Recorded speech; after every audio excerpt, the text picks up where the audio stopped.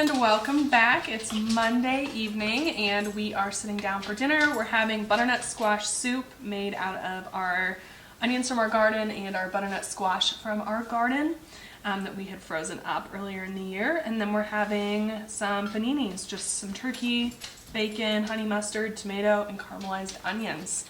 So I don't have a question for today, so I figured we could just give you a quick update. This weekend we spent cleaning out the barn, so we'll be showing you a video of all of that.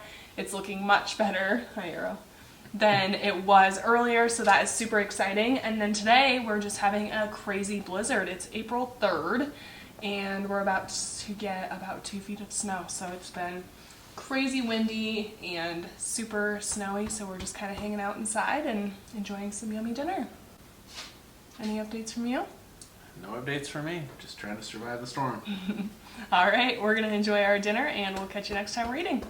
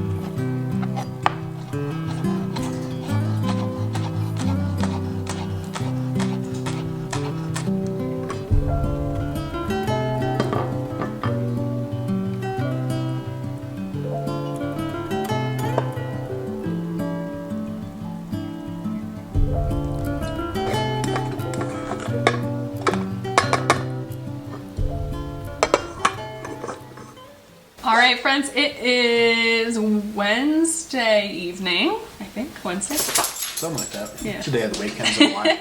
And we are eating dinner. Tonight we're having green chili, smothered burritos. It's elk inside, and then just rice, beans, lettuce. And pork green chili. And pork green chili, yep.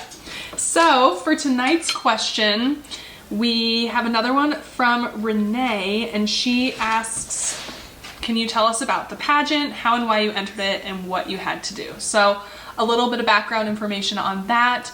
I am currently Miss Wyoming USA 2022, and so I give up my title next month actually, so it's almost been an entire year. And I actually entered pageants 2 years ago. I'd never done them growing up. We moved to Wyoming and I thought it would be a fun way to meet girls my age and just kind of get involved in the community, and it served as exactly that.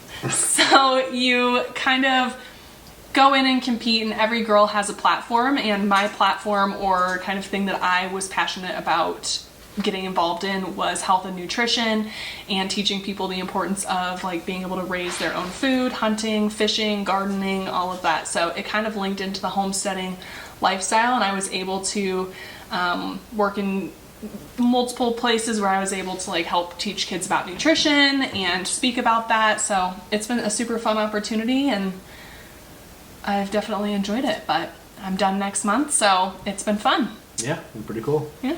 That is it for tonight. We're going to go ahead and enjoy our dinner, and we'll catch you next time we're in the kitchen. All right. See ya.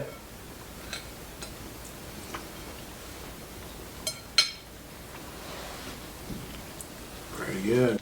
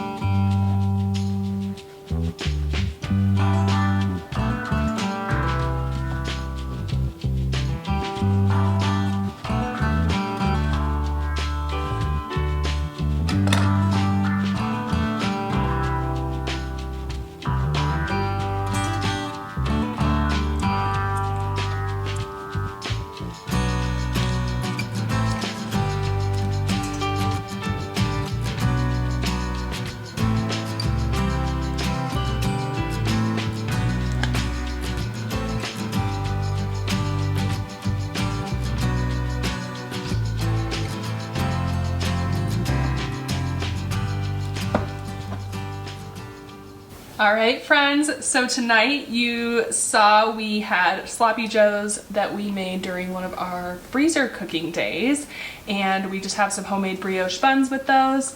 This dinner literally took 5 minutes to pull together, so that is the joys of freezer meals. So tonight we have a question for Sam. Actually, I have a question for Sam. I feel like I've been answering a lot of the questions, so I came up with one for Sam. And my question for him is what his favorite part about this lifestyle is. And for a little bit of background information, we used to live in a neighborhood, and so we've changed over the past like 2 or 3 years our lifestyle quite a bit and to turn into what we always wanted. So I just want to know what his favorite part about it is and if he regrets moving from a neighborhood or anything like that. Yeah. Well, the neighborhood deal, that was kind of a loaded question because that was not actually how I grew up.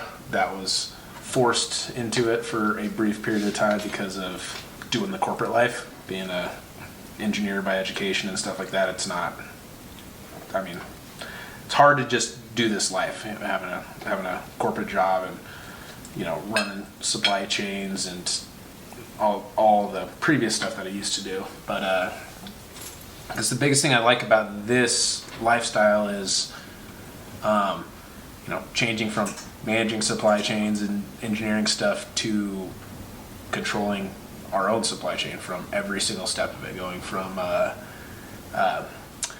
you know, starting seeds to planting them to harvest to being on the dinner table to having land we can hunt on and just having full control of every single step of the process is pretty cool and unique and definitely worth the quality of life promotion, even if it meant a financial step back, but that's all right. All right.